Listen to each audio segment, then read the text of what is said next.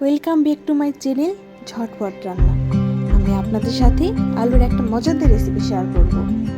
আমি নিয়েছি পেঁয়াজ কুচি, কাঁচা মরিচ, ধনিয়া পাতা ও শুকনো মরিচের গুঁড়া। তারপর আলু সিদ্ধ নিয়েছি। তারপর একটা ডিম নিয়ে স্বাদ মতো লবণ দিয়ে মিক্সড করে নিয়েছি। তারপর এখন আমরা করব আলু নিয়েছি, পেঁয়াজ কুচি দিয়ে, মরিচ দিয়ে, ধনিয়ার পাতা দিয়ে, শুকনো মরিচের গুঁড়া দিয়ে, স্বাদ মতো লবণ দিয়ে মাখিয়ে নিয়েছি। তারপর একটা করে আলুর চপ বানিয়ে নিয়েছি।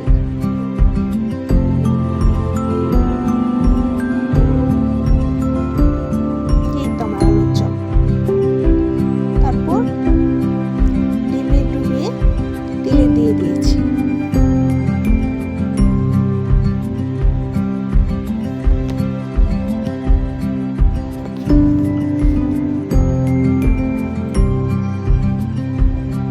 তারপর একটা করে উল্টিয়ে নিয়েছি।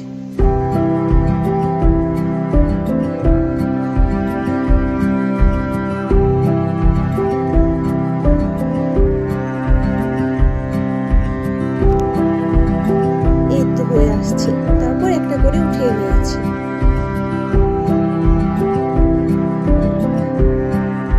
এই তো আমার আলুর চপ। আমার সহজ ও মজাদার রেসিপি। ঝটপট রান্না, ঝটপট রেসিপি, আলুর চপ। আপনারা বাসায় অবশ্যই ট্রাই করবেন, খেতে অনেক মজা হয়েছে। ধন্যবাদ।